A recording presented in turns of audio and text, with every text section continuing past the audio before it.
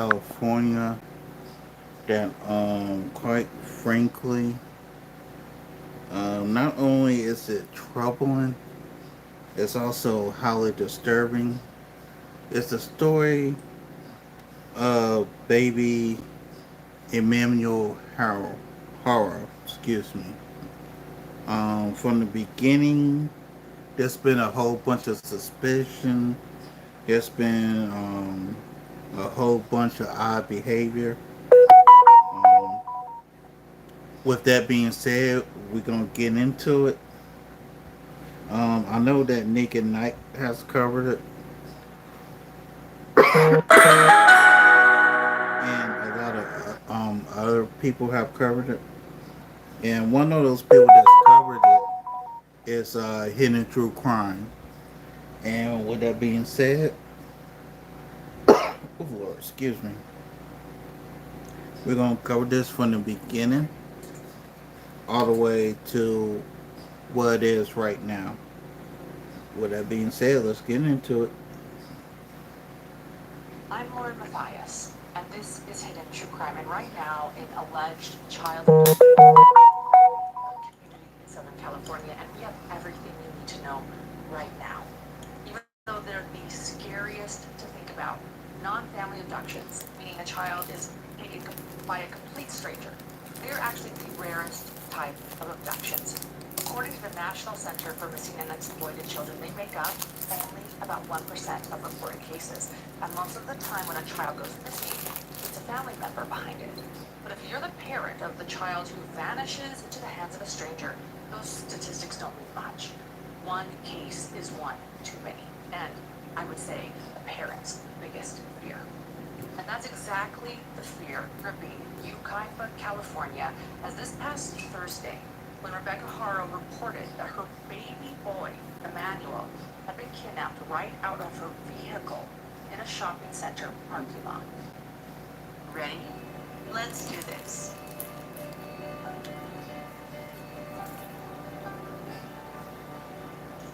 Well, had been kidnapped right out of her vehicle in a shopping center parking lot.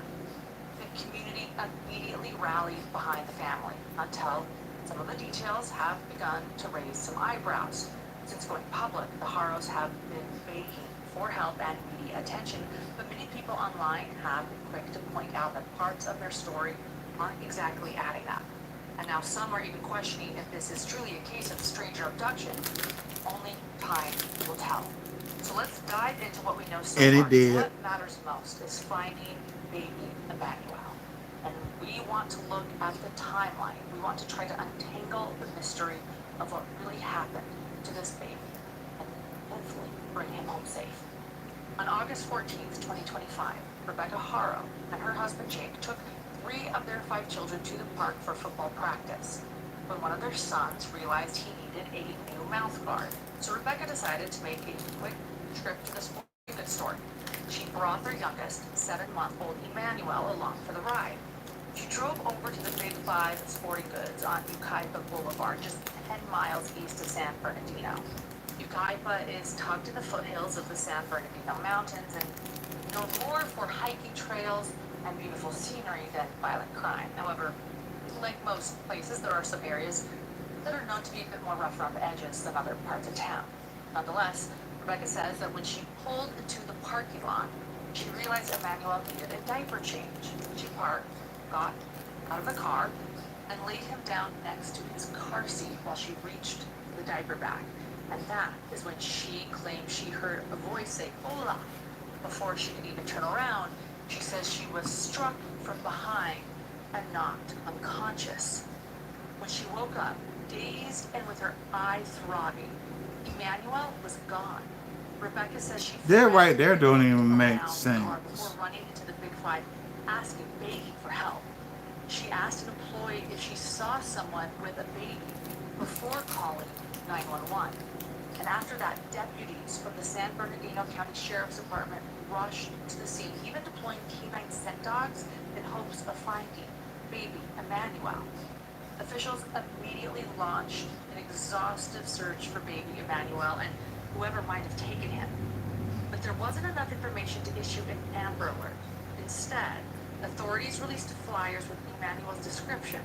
The baby boy was described as weighing about 21 pounds, roughly 24 inches long, with brown hair and brown eyes. He was also noted to be cross-eyed, and the last outfit he was seen in was a black Nike onesie. By the next day, August 15th, the case was already making headlines. That's when Hidden True Crime noticed this case right away. And Rebecca and her husband Jake sat down for a TV interview with KTLA, pleading for the safe return of their son. But instead of rallying public sympathy, the interview had the opposite effect. Viewers noticed details that didn't quite sit right. Very quickly, suspicion about the Haros began to take hold. So, there are 3 different clips that I would like to break down with all of you, and I just want to pause here to make something very clear. I am not blaming these parents or saying they had anything to do with baby Emmanuel's disappearance. At this point, we do not know. None of us know. What we can Be do, right though, back in a is take second. a close look at the details, the timelines, and the statements that have already been made. Because the only way to really understand what happened to this little boy is to lay everything out on the table, even if some of it feels uncomfortable. So these first 2 clips are from interviews Rebecca and Jake did with the local media. I got him out of the car seat. And I laid him down so I could get his diapers ready. And somebody said, hold on, that's all I remember. And I saw white. And when the Harry said I fell on the floor. And I said as I got up, I couldn't find my son. I checked all around my truck. And I ran into Big Five. And I asked the lady if she saw a baby or someone with a baby. She said no. It was a happy boy. He smiled.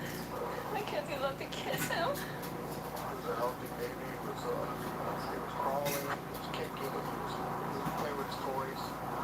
But one of them took our son. Please give him back. I'm begging you, please, if anything, if you know anything, please, I'm just begging you, bring him back. I took him out of the car seat. And I laid him on the chair. And I had his diapers right here. And then someone said, hola. And I couldn't even turn, and I was just, I don't remember nothing. I got up off the floor and I didn't see my child. Someone took him from me. He came back to get my phone and call 911. I ran to whole perimeter and there's nothing here. I didn't see him. I didn't see nothing. Nobody saw nothing. There's no cameras here. There's no lighting. To the person who took my son, please just give him back to us and we'll forgive you. We won't bother you. We just want our baby boy. Has little wavy hair, light brown hair, so soft. Like a feather. Beautiful brown eyes. Beautiful baby, energetic. Very playful. Very happy. Don't hurt him, man. Please feed him. Take care of him. Please don't hurt him.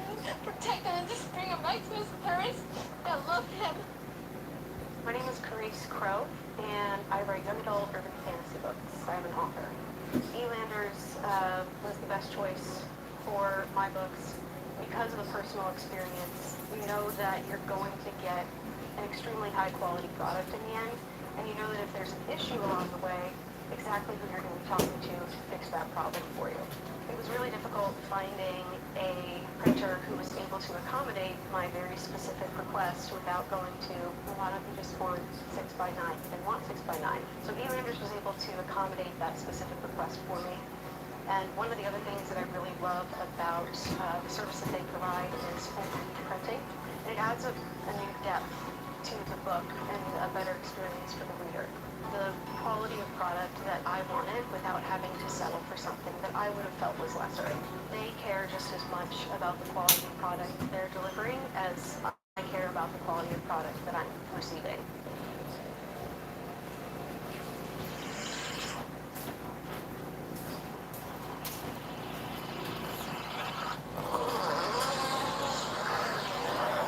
Sorry. Take care of him. Please don't hurt him. Protect him and just bring him back to his parents. I love him. I don't see no tears. Are commenting on the I know something. I don't see no tears. Haro's demeanor in these clips. Huh? But I'm not going to spend too much time analyzing them personally. Hold on, y'all.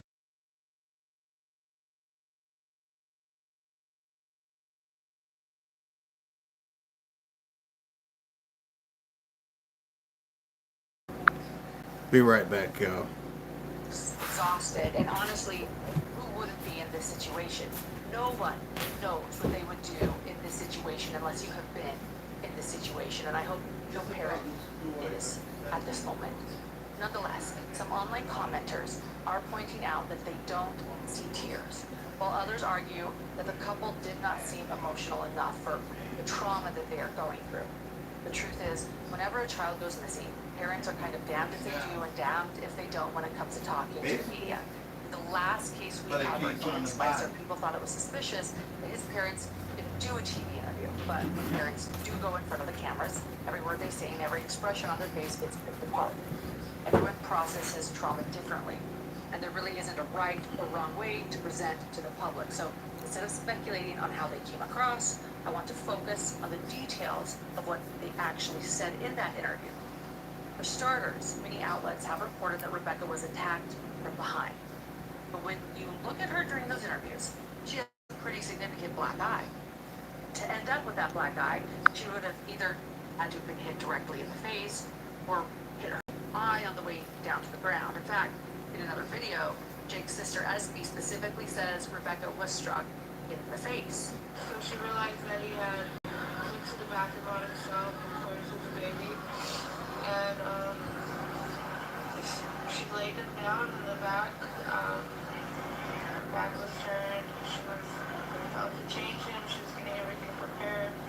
And she felt like a tap on her shoulder.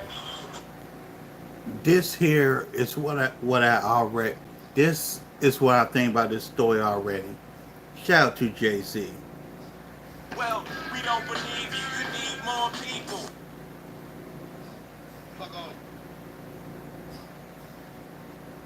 In case y'all didn't get it the first time, here you go again. Well, we don't believe you. You need more people.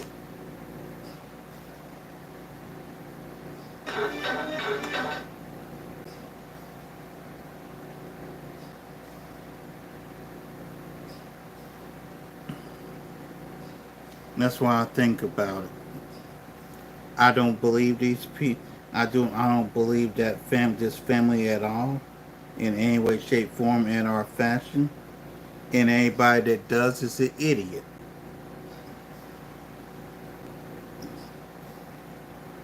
Turned around and all she heard was hola. And before she could even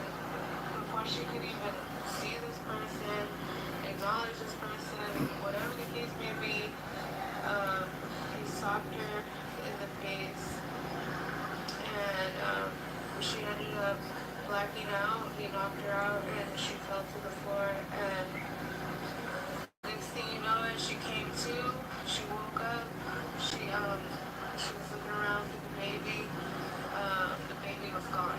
But I haven't actually heard Rebecca say that herself, or I've seen this reported anywhere officially.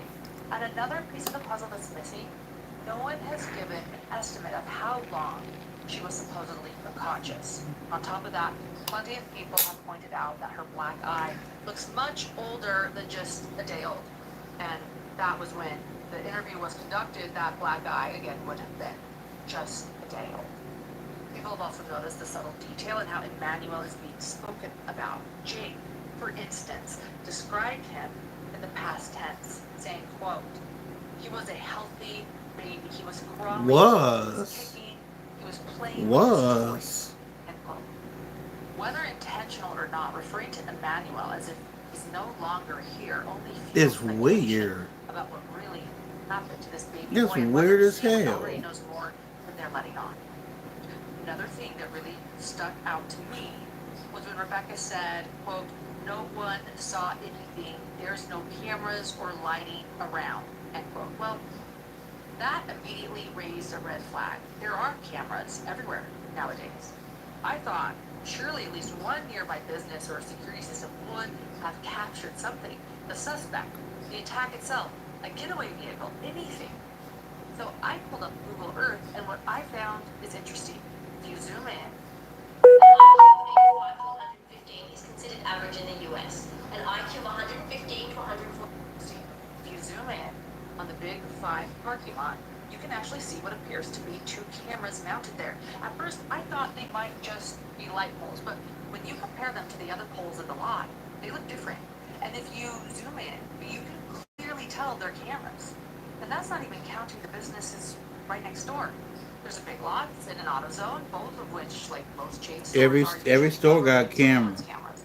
Even if the Big Five cameras weren't working that day for some reason, there are plenty of other businesses in that immediate area that likely have cameras too.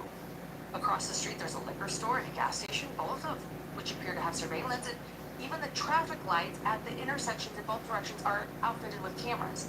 So then I thought, okay, maybe the suspect didn't head out toward the main road. What if they slipped out behind the shopping center instead? Well, directly behind the Big Five is a residential street called Ave B. I checked a lot of the houses along there, what's closest to the store. And many of them have home security cameras as well, which means if the person was on foot with baby Emmanuel or even cutting through the neighborhood to a waiting vehicle, there's a Somebody very good was chance they someone. would have been caught on someone's surveillance system. So when you piece Yep. all of that together, it And I'm gonna say this too.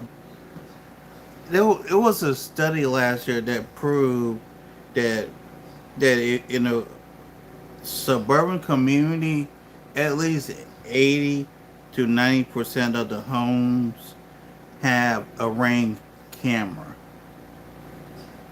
And what you just showed that these people either have ring cameras or simply safe cameras.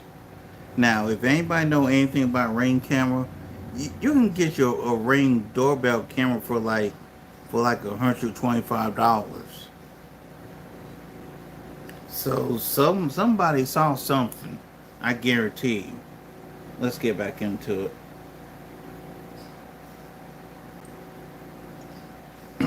makes Rebecca's statement that no one saw anything and there were no cameras around feel a little confusing. And I'm sure detectives have been working hard behind the scenes, canvassing the area and asking for any surveillance footage that might have captured what really happened that day. But here's where speculation comes in. Some people believe officials may have already collected surveillance footage that either contradicts Rebecca's version of events or shows something entirely different. The theory is that investigators are letting Rebecca continue telling her story publicly while they quietly build their case in the background. And that might not just mean looking at the Big Five parking lot. They could be going all the way back to the park where the Haros said they started their evening. Were there witnesses who actually saw baby Emmanuel at the football practice? Was he ever in that shopping center parking lot at all? Or did something happen before Rebecca even left for the store? Speaking of that, there was this comment made in the Emmanuel Haro Facebook group. It says, quote, "I live here. Many witnesses already have told police she did not have the baby at that football field," end quote. So hopefully more information comes out about that detail sooner than later. And all of these questions become even more pressing when you start looking into Rebecca's husband Jake and his background, which might suggest that theory isn't so far-fetched. Many media outlets are reporting that Jake has a history of abuse, and according to court records. And look, the paperwork is a little messy and honestly kind of confusing, but here's the gist. He was Why am I first not arrested back surprised? on October 12th, 2018, and then a few years later, on October 5th, 2021, prosecutors actually filed a charge for willful cruelty, which makes it look like he was picked up at first, then released, and it wasn't until years later that the official charge came down. Now, in California, that particular charge is serious. It covers situations where someone intentionally causes or allows a child to suffer, whether that's physical pain, mental suffering, or even putting a child in a dangerous situation that could cause serious harm or death. The punishment can range anywhere from up to a year in county jail all the way to 6 years in state prison. And after those charges were filed, Jake posted bond, a $35,000 bond, just before Christmas in 2021. Court documents also show that records were pulled from Loma Linda Children's Hospital, which strongly suggests that the child who was hurt ended up being treated there. So fast forward to June 8th, 2023. Jake accepts a plea deal. And here's what that looked like. 6 years of prison time, but it's suspended. Instead, he gets 180 days in county jail. But here's the catch. 179 of those days are served through a work release program. Only one actual day behind bars, just for booking. That's On top of that, he was bullshit. given 4 years of formal probation. In That's total, the bullshit. count laid out 21 different conditions for Jake's probation. I won't list every single one, but here are some of the big ones. He had to pay restitution, as the court saw fit, provide a DNA sample, and enroll in an abuse treatment program for at least a year.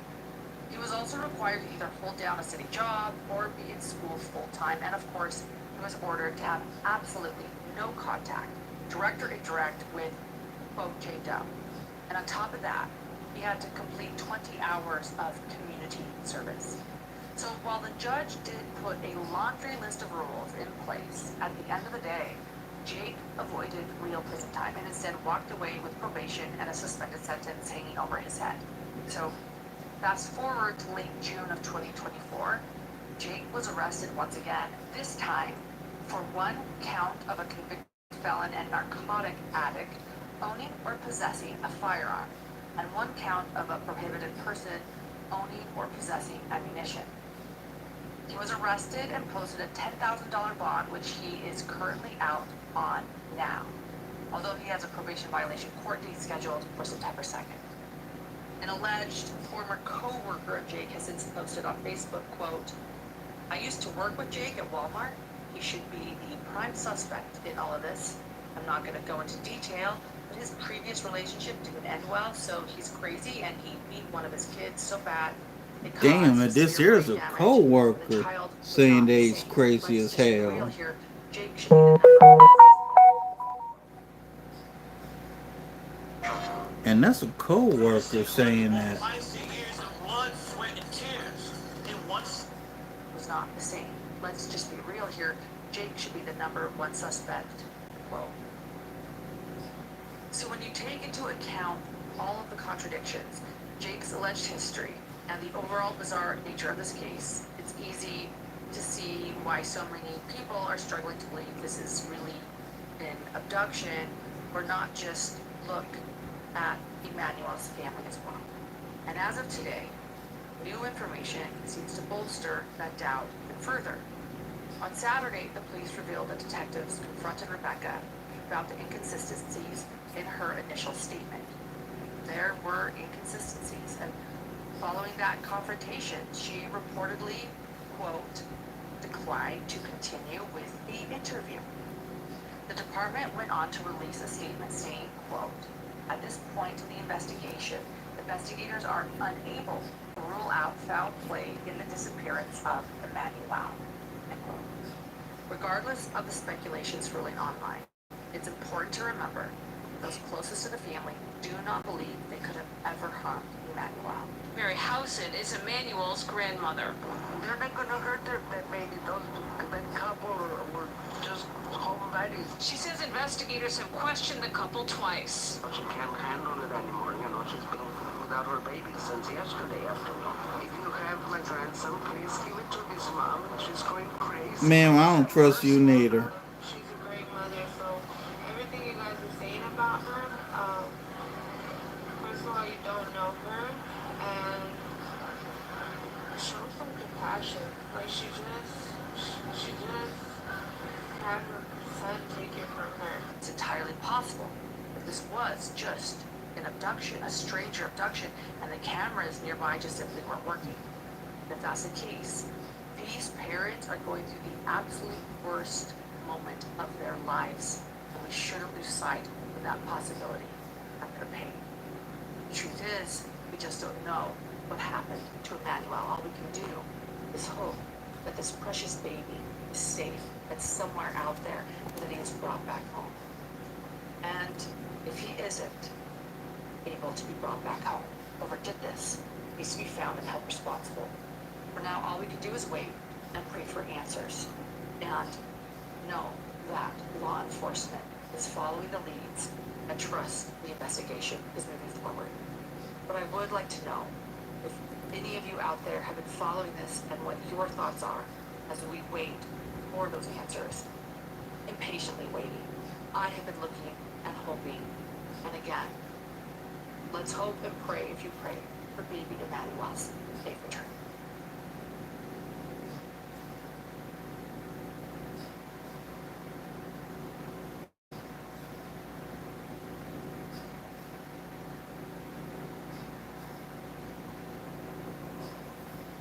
You still got another Hidden part. True Crime has several major updates to bring you on the investigation into the alleged kidnapping of 7-month-old Emmanuel Haro.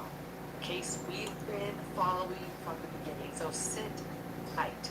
We have everything you need to know as this case continues to unfold in the most shocking and confusing of ways.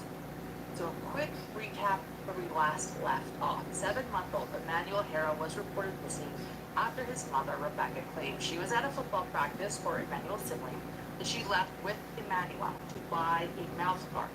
She then claimed she was attacked in the Big Five parking lot in Yucaipa, California on August 14th, 2025. The story told by Rebecca was terrifying. An attack by a stranger left her unconscious and with a black eye, followed by Emmanuel being abducted. But questions started piling up almost immediately. Those online noticed odd details in the Haro's media interviews. Rumors swirled about whether Emmanuel was even at the football practice that night, as his parents claimed, and Rebecca's account of security cameras, or lack of them, didn't quite add up. On top of that,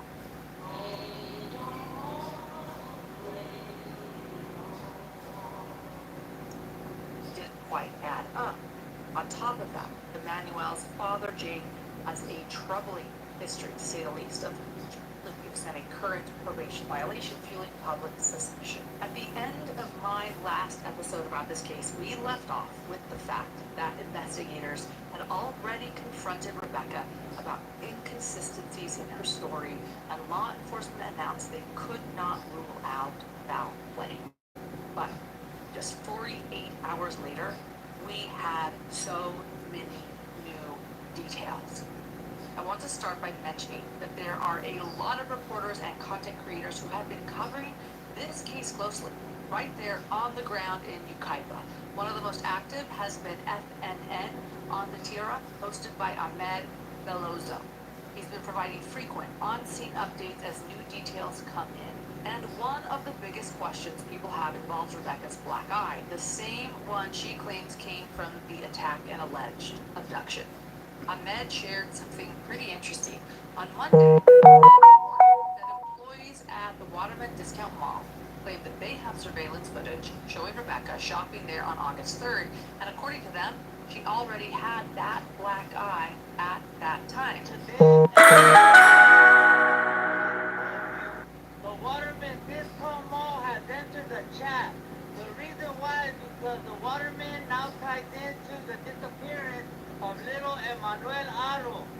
Any of the cameras here can be brought back to August 3rd, and you will see Rebecca and Jake come into the Waterman on the 3rd, homie, and she already had that shiner, and it was like this, home, like she had just got a putazo by whoever did it to her, quite possibly did it to little Emmanuel too, homie. I have a constituent who has a business in here who has a video because she did a transaction at the Waterman Discount Mall, homie.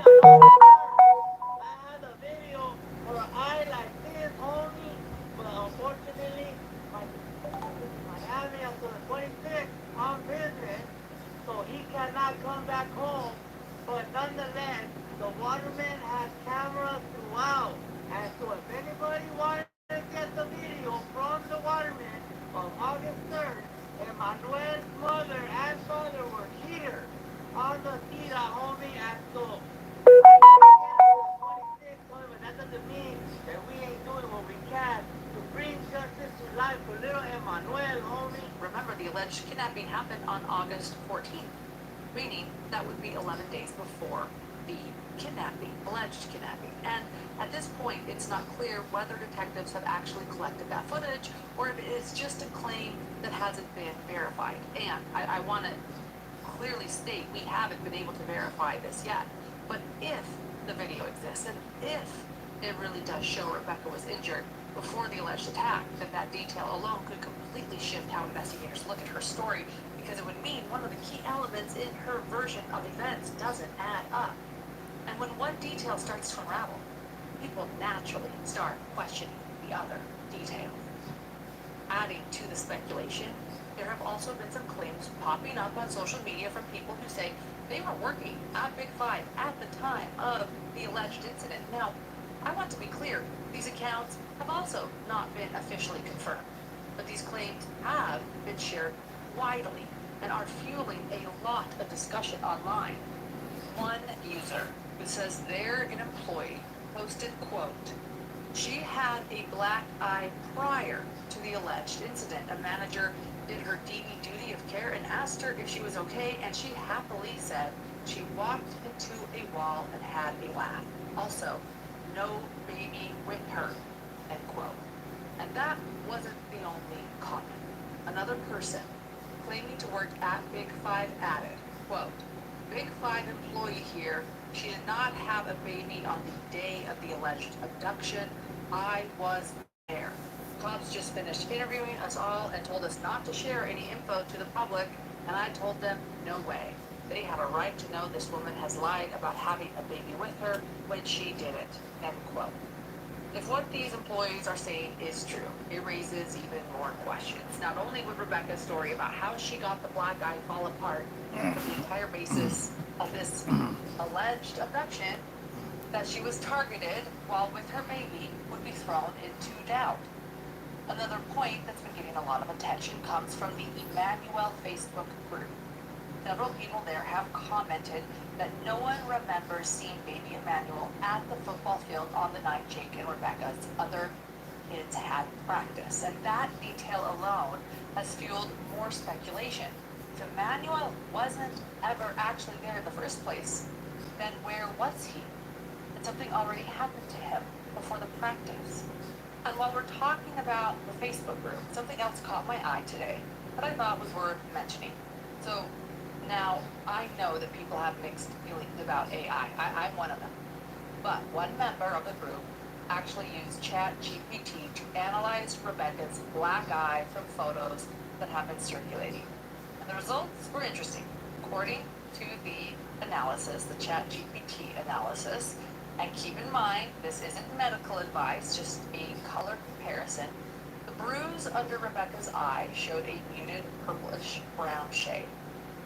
The first thing I have to share with you is this beautiful wall clock. Isn't it so stunning? It's large, it's 20 inches wide. It's really a statement piece that is going to elevate and instantly make whatever room you put it in more chic and elegant. It's such a great deal, under 30 bucks. The next item I have to share with you is just one of those finds where you're like, wait, did that really come from Walmart? But yes, as it did. It's this beautiful ceramic stoneware vase. It's by the Home Decor Collection. It's $19.97. It's got handles around the top. It's got this really pretty texture to it. It's great quality and it's very fragile. It is ceramics. Color comparison. The bruise under Rebecca's eye showed a muted purplish brown shade. That color typically sits somewhere between the purple blue stage you'd see around days 1 to 3, and the brown or fading stage you'd expect closer to days 10 to 14. According to ChatGPT. In other words, the bruise didn't look brand new, but it also isn't at the very end of healing.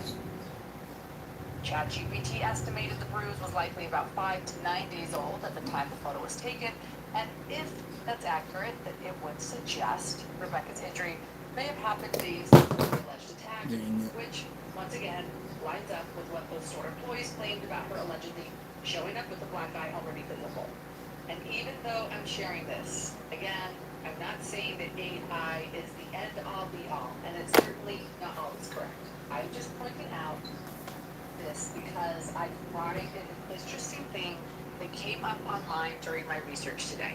And while I am an AI skeptic myself, many of our viewers do have backgrounds in the medical field, and I have now read numerous comments from all of you from viewers stating that in their experience, Rebecca's black eye did not look like a fresh black eye.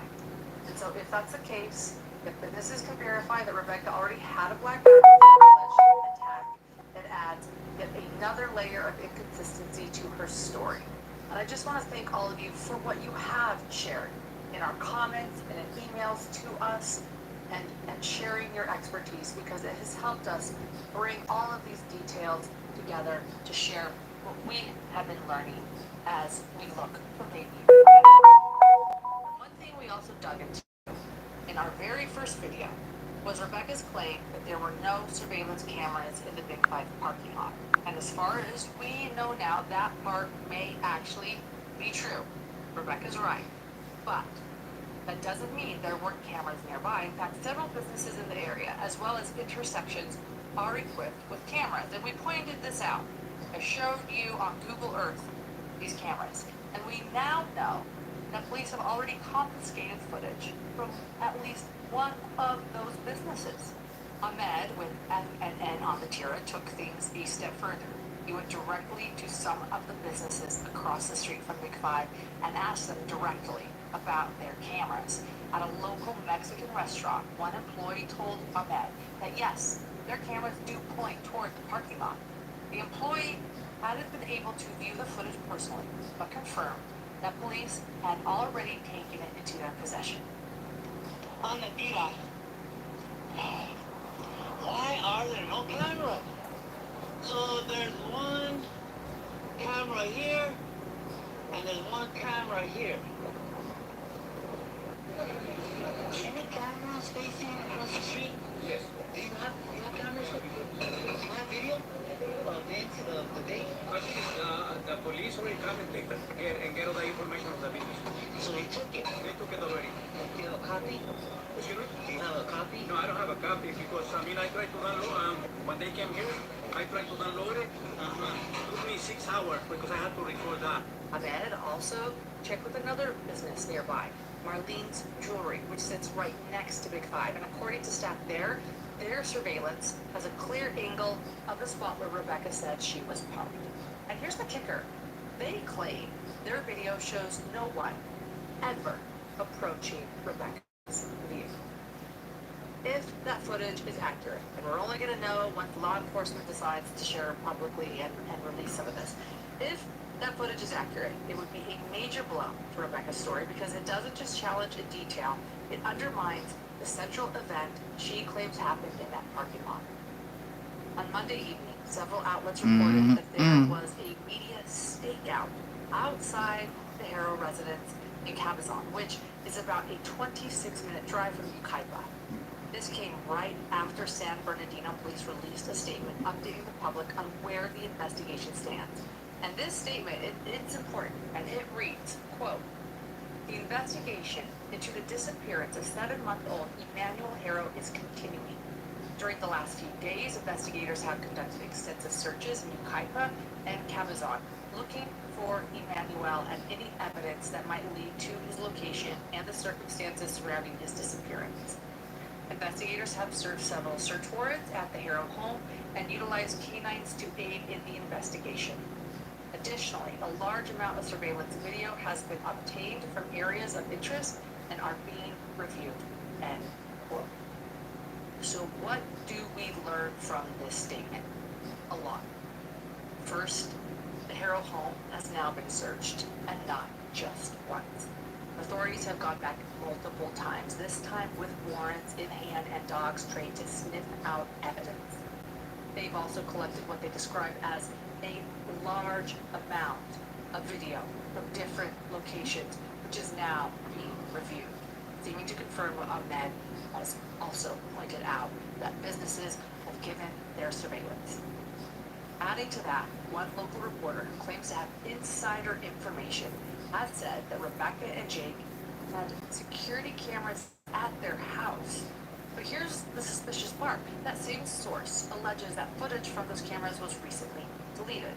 Now, in most cases, deleted home security video doesn't just disappear forever. A lot of these systems automatically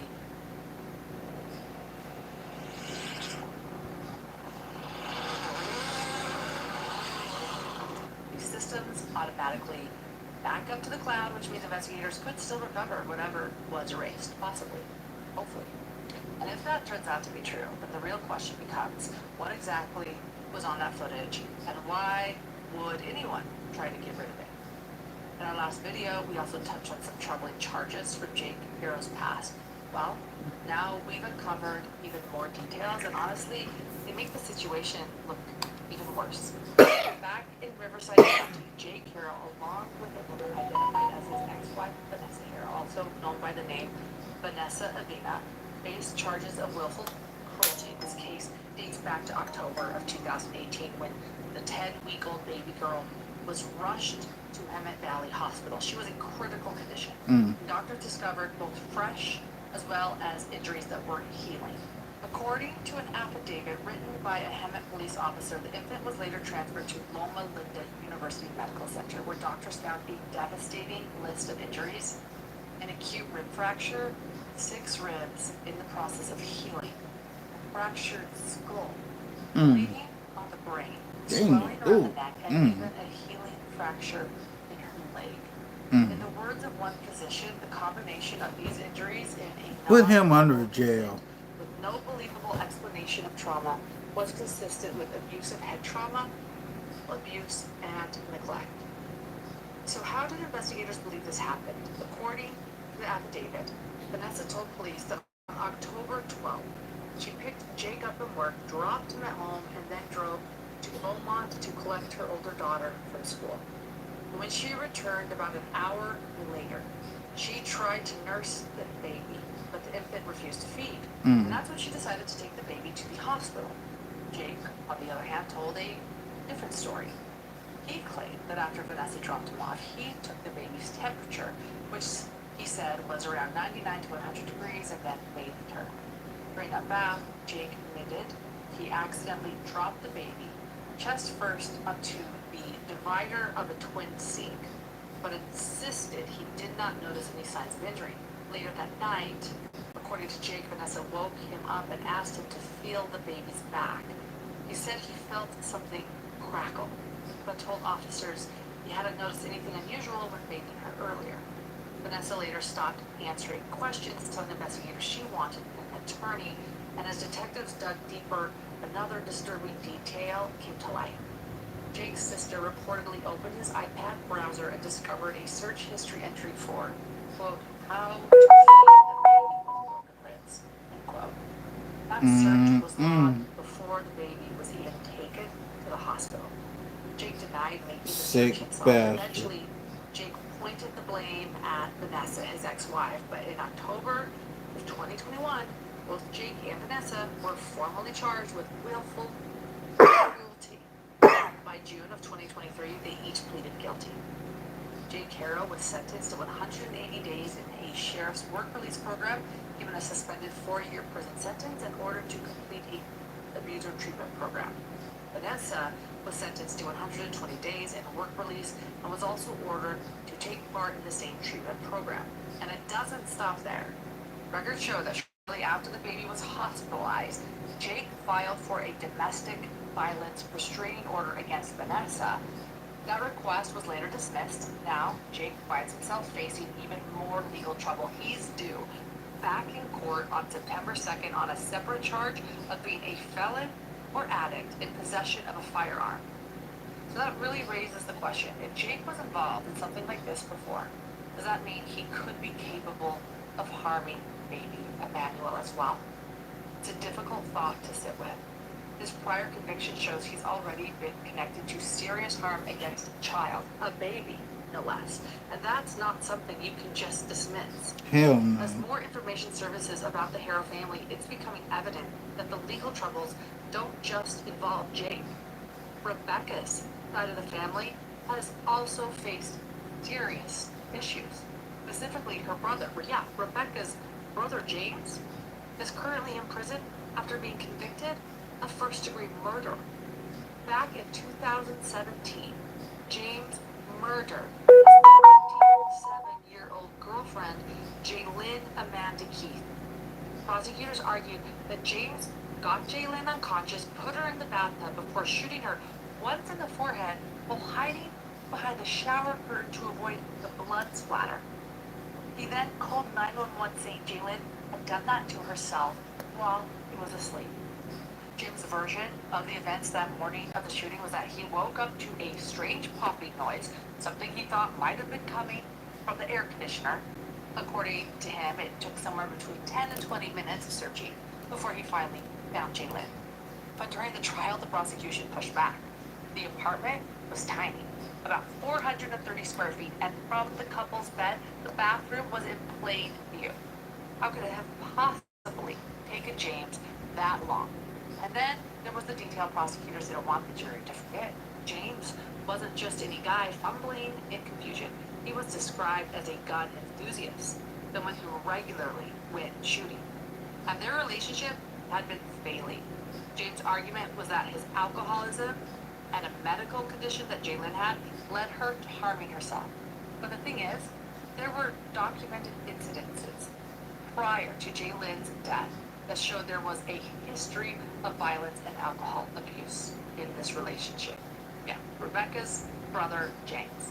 And on the morning of the shooting, James told law enforcement that Jalen wasn't struggling with suicidal thoughts. No, she wasn't, according to James.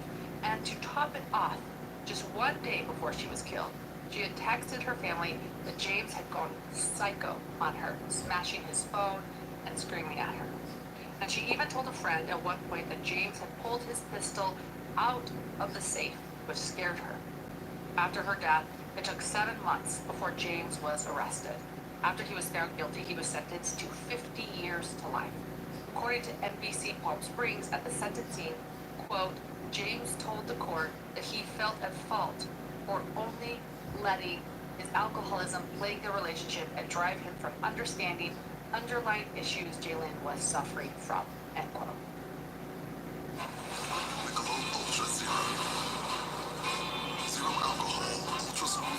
Issues Jalen was suffering from, end quote. Well, after the conviction, James' family continued to advocate for his innocence, saying that during the trial evidence showing that it was a self-inflicted injury was minimized and that the signs of depression which led her down that route were simply ignored by her family. There is even a Facebook group dedicated to James's innocence, yes.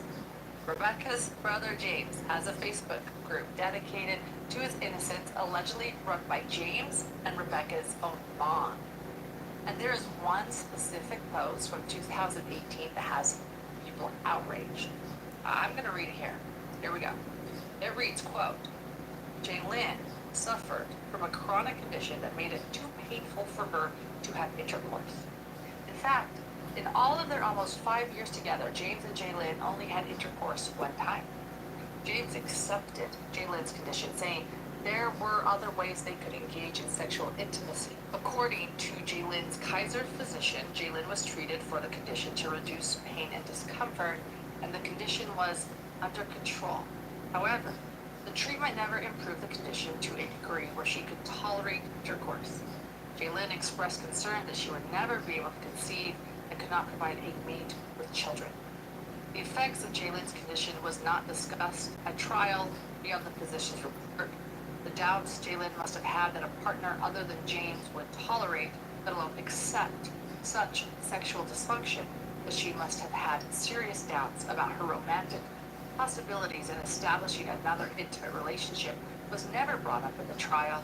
The only comments made were that the condition was under control and Jaylin was never depressed about it. End quote.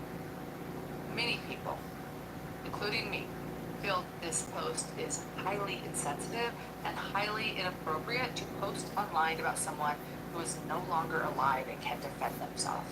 And another thing that people have pointed out about Rebecca's family, it seems as if their family actually has recently faced a tragedy with her brother's son, Rebecca's brother's son, Charlie, losing his life to a fentanyl overdose. After his death, a GoFundMe was made that read, quote, our hearts are broken after a sudden loss of our beloved son, grandson, father, and friend to the silent epidemic claiming too many lives, fentanyl. We hope to honor his memory and help others see the dangers before it's too late. We support or burial cost is deeply appreciated, end quote.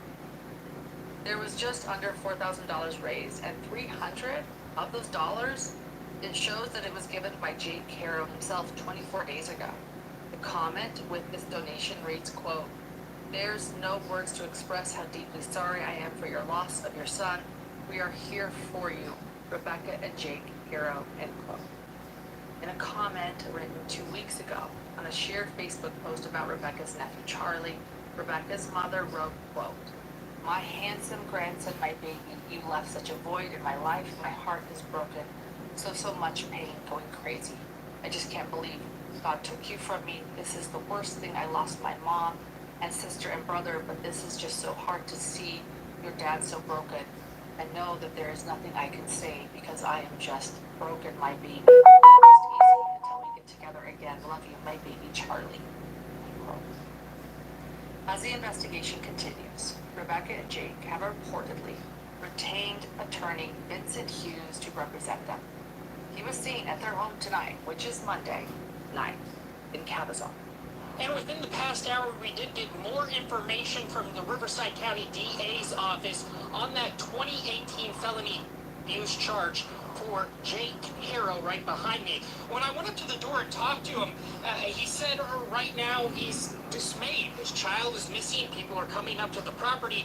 His lawyer, Vince Hughes, tells me that 2018 charge is being misrepresented, as well as Jake's cooperation with police. We're going to continue to push for more answers, as what's at the forefront is where is Emmanuel Haro. So where do things stand now? Well, according to sources posted online, even just tonight, sheriff's deputies were apparently back at the Haro home, sent on behalf of Child Protective Services, although the Haros seemingly weren't there.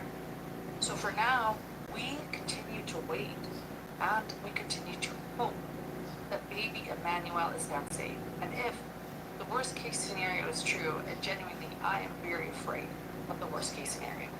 And the worst case scenario, meaning he's not alive. We wait and we hope that justice will be served. And Hidden True Crime will be here to keep you updated every step of the way. And that's we have a bill from a day ago.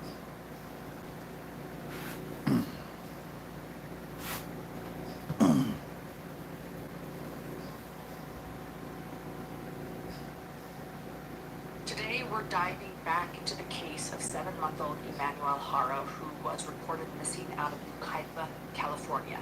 And in this episode, we uncover shocking details about his father, Jake Haro's violent past, new evidence pulled from a dumpster. We have surveillance footage that may contradict Rebecca's story, and the latest twist that could change everything in baby Emmanuel's case. Fresh leads police are digging into, including baby clothes found nearby. This episode breaks down the newest revelations. Emmanuel's mother, Rebecca Haro, claims that he was abducted from her truck after she was attacked and knocked unconscious by an unknown man who said "hola" before attacking her. But from the very start, investigators and the public have questioned her story. There are reportedly inconsistencies in her statements, and the background of Emmanuel's father, Jake, adds even more concern given his criminal record involving child cruelty and violent abuse. When you've got smoke-free satisfaction, you've got the freedom to do violent abuse. And now, in just the last 2 days, new information has surfaced, details that could shed more light on what really happened to baby Emmanuel. In this episode, we're going to break down those developments, examine where the story stands now, and discuss the questions investigators still need to answer. So before we dive into the newest updates about baby Emmanuel himself, we need to revisit something critical: Jake Haro's disturbing past case. If Jake had the capacity to harm one of his children before, it raises the question of whether he could have done the same to Emmanuel. As the old saying goes, I would best think predictor so. of future behavior is past behavior. Facts. We've reported before on what happened, but it's worth laying out the details again. Jake and his ex-wife Vanessa Avina were both implicated in the severe abuse of their infant daughter. And when you hear a list of injuries, it's nothing short of horrifying. an acute rib fracture, 6 additional ribs already in the process of healing, a Dang. fractured skull, bleeding on the brain, swelling around the neck, and even a healing fracture in her leg. These weren't isolated accidents. They were signs of ongoing abuse. Instead of accountability, what they received was shockingly lenient punishment. Jake was sentenced to 180 days in a sheriff's work release program, given a He sure suspended got jail 4-year prison time. sentence, and ordered to complete an abuser treatment program. Vanessa's Why in the world did this SOB not get jail time? I, I will never understand how this guy did not get no jail time. I don't sentence was get it. even lighter, 120 days in work release, along with the same treatment requirement. And both tried to deflect responsibility by blaming each other for what had clearly been a pattern of abuse. On paper, those sentences already sound too light, but when you learn about the long-term effects the abuse had on their daughter, you will be outraged, or at least I am. What we've learned is that Jake and Vanessa's baby girl was originally named Carolina Rose, beautiful name, and reports indicate that during her pregnancy, Vanessa continued drinking alcohol and was even arrested for DUIs. Despite that, Carolina was born healthy, but that changed when just 10 weeks old, in October 2018, she suffered those devastating injuries. Both parents At eventually 10 weeks pleaded guilty to old? willful cruelty. How? Carolina was placed with Vanessa.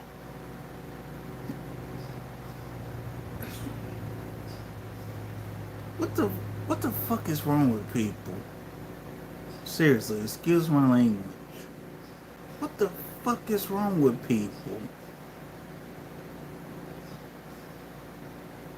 God damn, man. Vanessa's cousin, who later adopted her and renamed her Promise Faith. While Promise just turned 7, her life has been permanently altered by the abuse she endured as an infant. And now, she requires a tracheostomy tube to breathe and needs frequent suctioning just to keep her airway clear. She is blind. She cannot walk or speak. Only a sliver of her brain functions. About 3%. That's what remains. She is completely dependent on her caregivers. And yet, for all of this, neither Vanessa nor Jake served significant time behind bars. Promise, what a beautiful name. Promise Faith wasn't the couple's only child. Before her, Jake and Vanessa had a son, Jake Jr., who was born with fetal alcohol syndrome. He too was eventually adopted by Vanessa's cousin, who renamed him Carlos. So let's put this into perspective. Jake chose to remain with a partner who drank heavily through not just one but 2 pregnancies. Together they inflicted life-altering on their infant daughter, lost custody. I'm not saying this to be rude. I'm saying this to be brutally honest. Some of you MFers do not need children. I said what I said. Some of you MFers do not need children. Of both children, divorced, and then went on to have more kids with other people. Which brings us back to the haunting question, did history repeat itself? And this time, did the baby not survive? Another piece of information that's come to light is that Vanessa wasn't actually Jake's first wife. Before Vanessa, Jake was married to a woman named Isabel, and together they had a son named Eli. Eli is the child that Rebecca and Jake were reportedly taking to football practice on the day the baby Emmanuel was said to have disappeared. Rebecca, for her part, also has a complicated before as well, and has 2 daughters from that previous marriage. Those sources say she has little to no contact with them now. So when it comes to parenting, neither Rebecca nor Jake have what you'd call a glowing track record. And while it hasn't been officially confirmed, there are reports circulating that since Rebecca and Jake's case made headlines, Rebecca's ex-husband stepped forward, claiming he didn't even know she had remarried or gone on to have more children. If that's true, it speaks volumes about how disconnected she is from her daughter's lives and from co-parenting with her ex. Adding to this, Rebecca and Jake also share a 2-year-old child together, which makes the picture even more troubling. An IQ of 85 to 115 is considered average in the US. An IQ of 150 makes the picture even more troubling. Because if she's this far removed from her older children, what does that say about her role as a mother now? We don't know. But we've also learned some new details from attorney Vincent Hughes, who recently clarified that he is representing only Jake and not Rebecca. And that struck a lot of people as odd, including me. After all, Rebecca was reportedly the last person with baby Emmanuel. She's the one whose version of events hasn't been consistent, and she's directly tied to the alleged abduction. So why wouldn't she have legal representation too? Some have speculated that this could be a sign that Jake may eventually try to distance himself from Rebecca or even blame her for what happened to Emmanuel, much like he once shifted blame onto Vanessa in his daughter's abuse case. During an interview with Ashley Banfield on News Nation, Hughes pushed back against claims that Jake hasn't been cooperating with investigators. He insisted that wasn't true, but he also made it clear that he can't speak for Rebecca. Ashley Banfield pressed him on reports that Rebecca has allegedly refused a lie detector test. Hughes responded that as an attorney, he would never advise a client to take one since polygraphs aren't admissible in court. Why the hell Still, not? Banfield countered with a point Why many not? viewers no doubt share. If a parent is innocent and desperate to clear their name, desperate to find their child, wouldn't they do anything, even a polygraph, to help find their missing child? I would think so. Regardless, Hughes emphasized that if police want to sit down with Jake, he can set up that meeting immediately because Jake is willing to cooperate and participate in the investigation. Hughes also confirmed something significant on air. Jake and Rebecca's 2-year-old child has been removed from their custody at this time, until authorities can determine whether it's safe for the child to remain in their care. That child has been removed.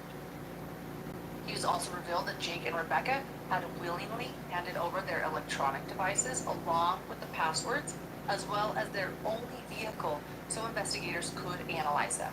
According to Hughes, this was further proof that Jake isn't trying to withhold anything and is cooperating fully with the investigation. However, it is important to note that there were warrants for these items, so it's not like Rebecca and Jake had much of a choice if there was a search warrant for their phone. Another point Vincent Hughes made very clear was his belief that law enforcement has shifted its focus almost entirely onto the parents. Rather than actively pursuing other leads that could help bring Emmanuel home, their focus is mom and dad. Yep. You mentioned a reported Especially with the sighting history of a they baby damn matching got. Emmanuel's description in nearby Kern County, a lead he felt wasn't being properly investigated. Shortly after his interview aired, police issued a statement addressing both the public concern and these specific claims.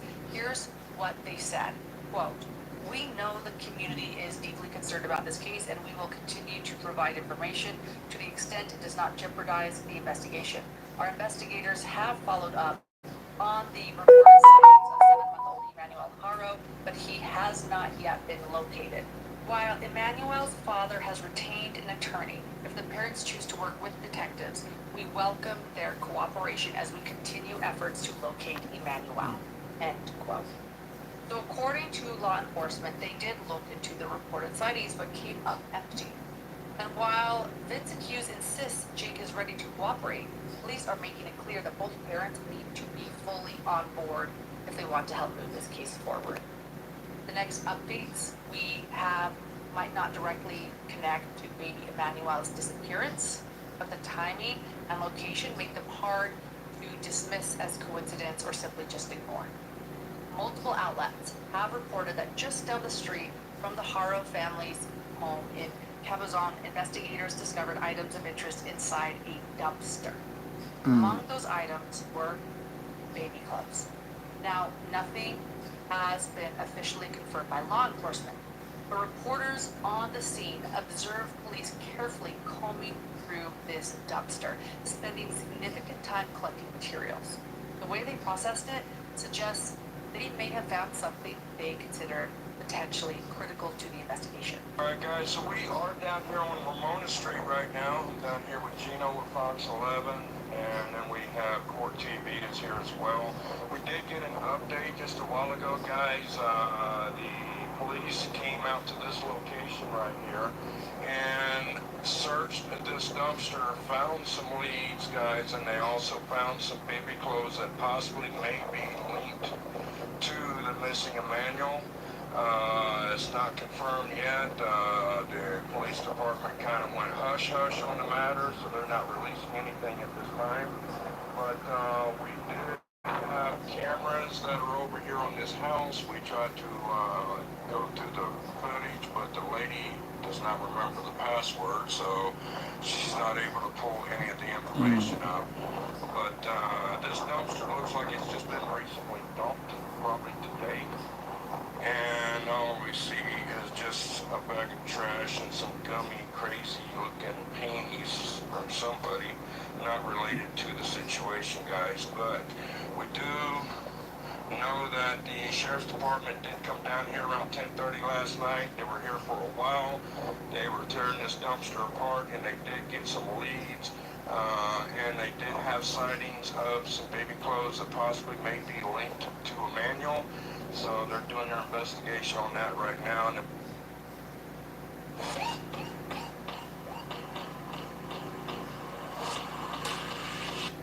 clothes that possibly may be linked to Emmanuel. So they're doing their investigation on that right now. In another bizarre turn, on Tuesday evening, a fire broke out on the same street where the Haro family lives. By the time firefighters arrived, a single-story home was already fully engulfed in flames. The blaze also spread to an attached shed, a nearby structure, and even some surrounding vegetation.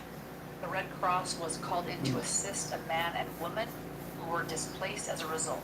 So almost immediately, speculation began circulating. Could this fire somehow be tied to baby Emmanuel's disappearance? Some wondered if it might have been an attempt to destroy evidence, but officials were quick to respond.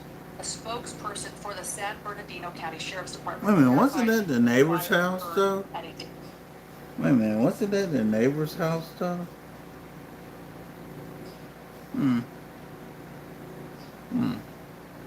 Residents across the street from the Haro, but that at this point there is no evidence linking it to Emmanuel's case. Earlier today, footage surfaced showing Rebecca leaving what appears to be a police interrogation room.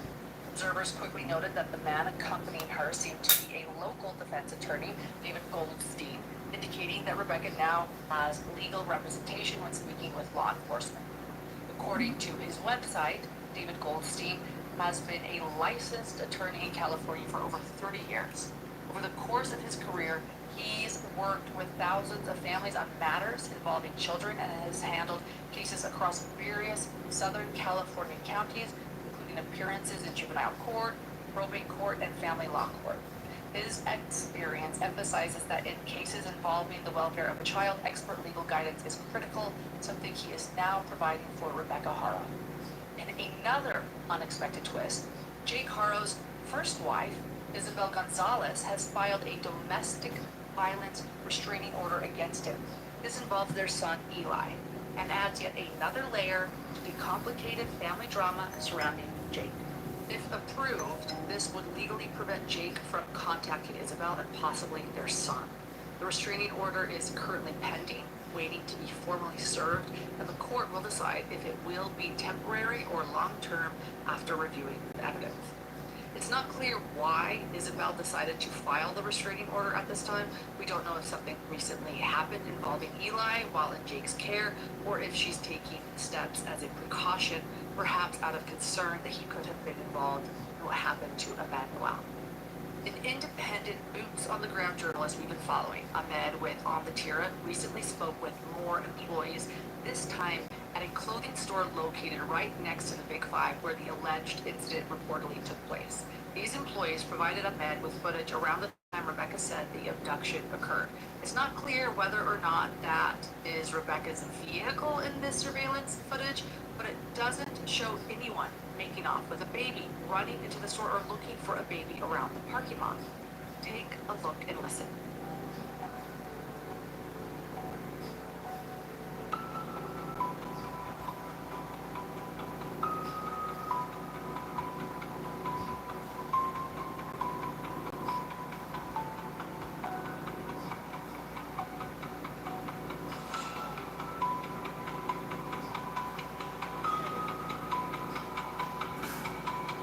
Hold on.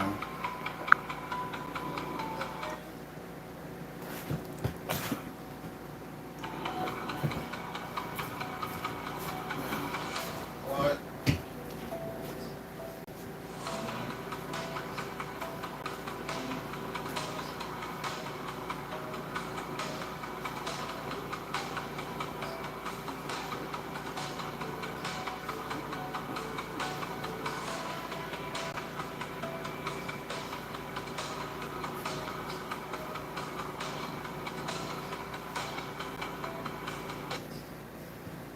There are also new reports of footage from another angle, which Jake's attorney has commented on. This is apparently from the liquor store across the street, which may show something else entirely. Again, we should take all of these reports with a grain of salt since they haven't been confirmed.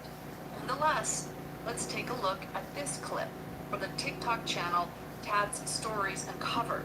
We officially know there's surveillance. According to news reports today, the sheriff's office has showed Rebecca some surveillance video that came from the liquor store across the street from the Big Five store. And that surveillance video shows Rebecca falling in the parking lot. But it appears nothing else is corroborated about her story. Interestingly, Jake Haro's attorney had this to say about it. Something falls, gets back up. That seems to corroborate exactly what Rebecca's story was from the beginning. All right, help me understand this. They didn't see another person. They saw no one else walk off with the baby. They just saw Rebecca fall to the ground. And that corroborates her story. How? According to Rebecca, somebody walked up behind her, said something to her, and then punched her. Where's that on the video? Mr. Hughes, wouldn't that be more of a corroboration of her story? We've also heard new reports that there may have been cameras at the football field where Eli was having practice. If that footage exists, it could confirm whether or not Emmanuel was with them at that practice, as Rebecca has stated.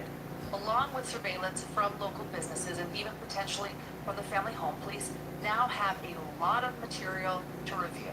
On top of that, investigators now have access to Jake and Rebecca's cell phones.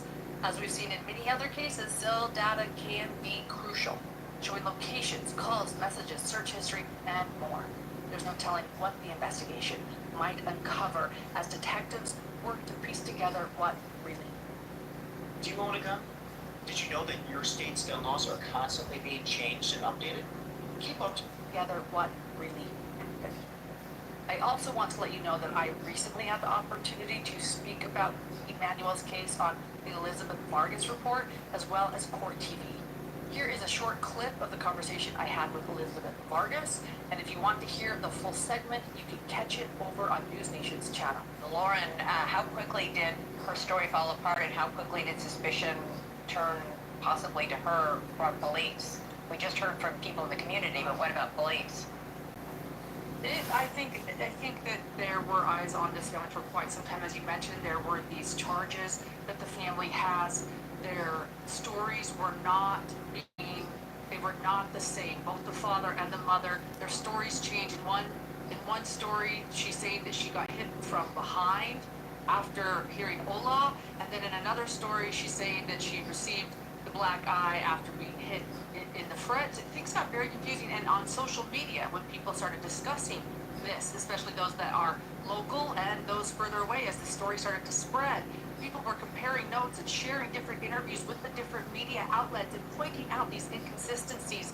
And so I can only imagine that the law enforcement was a lot more tight-lipped than, comments on social media. But from comments on social media, I imagine that law enforcement was right there as well, wondering and comparing the inconsistencies. Those are the updates we have for you today. Please subscribe as we continue to follow this heartbreaking case and bring you the latest developments. More than anything, Our hope is that baby Emmanuel Haro is found alive and safe, and that the investigation and search efforts lead to answers. Until then, we hold on to hope, while also recognizing the fears many of us share. We trust that, in the end, the truth will come out and justice will be served.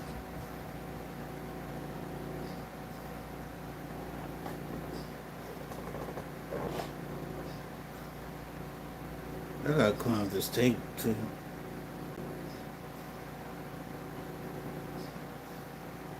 Come on. We have breaking news in the case of 7-month-old his parents, Rebecca and Jake Haro, the same couple who reported Emmanuel missing and claimed he had been abducted, have now been arrested. Guys. Oh shit, there she goes. There she goes. She's in the vehicle. They got her. She's arrested. Well, I mean, she had... Emmanuel was reported missing at approximately 7:47 p.m. on August 14th after Rebecca said that she had been assaulted and knocked unconscious. This supposedly happened while changing his diaper in the parking lot of the Big 5 sporting goods store in Ucaipa, California. She said, quote, "I went to grab the diaper. Someone said, hola. And after that, I don't remember anything. And when I woke up on the floor, Emmanuel was gone." End quote. I noticed a smell from my baby, so I wanted to change it before I walked into the store.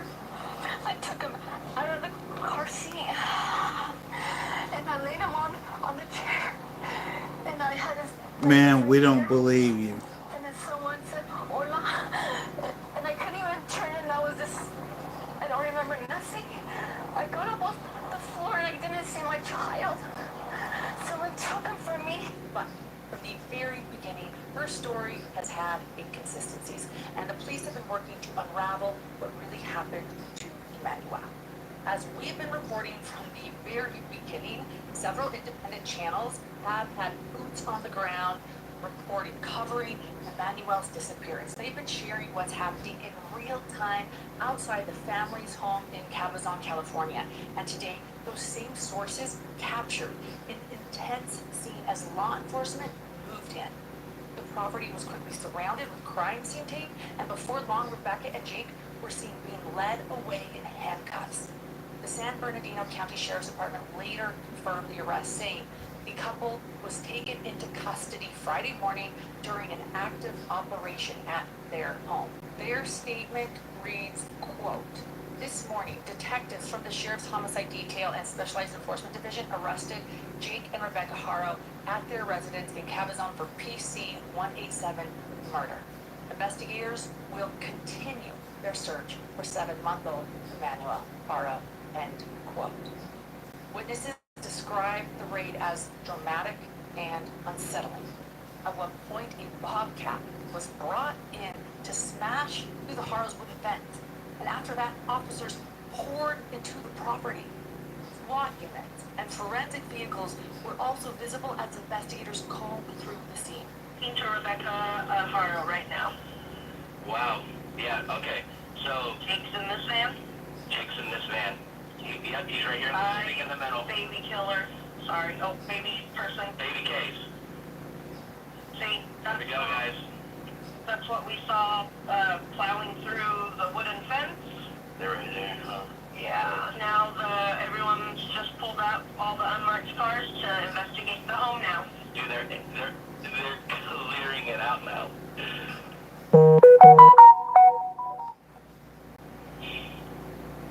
Okay, so that guy that was there with them, he's me, guess, so he's the other one that got it.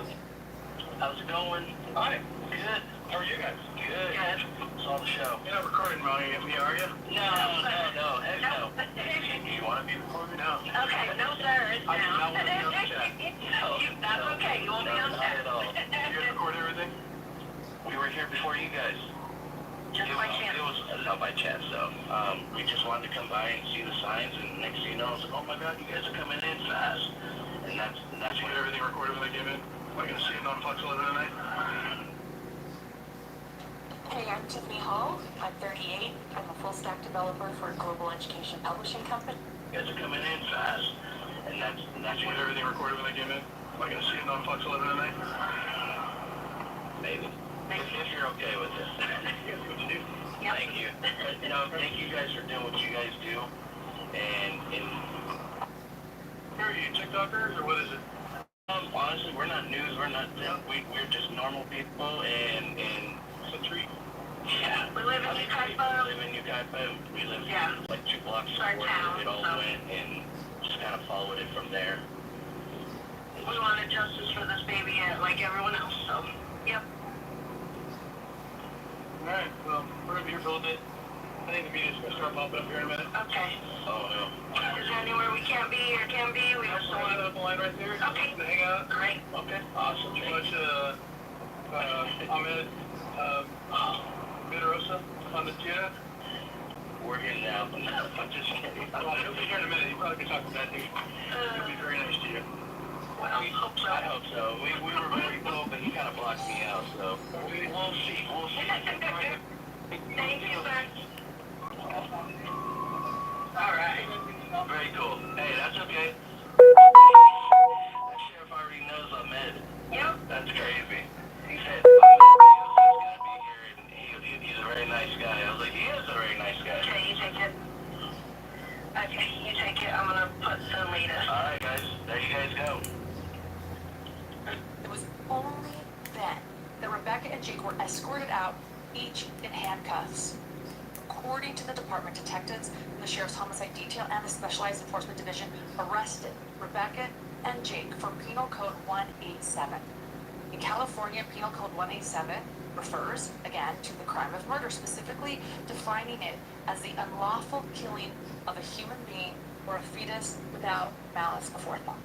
Malice aforethought doesn't necessarily mean someone planned the crime far in advance. It means a person either intended to kill, intended to cause serious harm, or acted with such reckless disregard for human life that death was likely. Premeditation, on the other hand, is more specific. It means the killing was thought out or planned. So while premeditation always involves malice aforethought, not every act of malice aforethought is premeditated.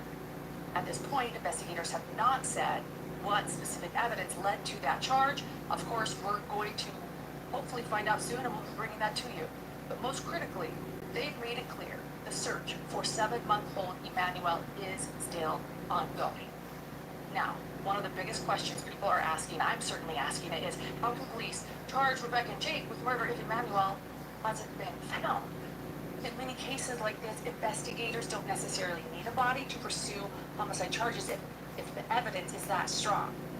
So what they do need is that evidence strong enough to suggest that a crime took place and that the child was no longer alive. And clearly, they have that.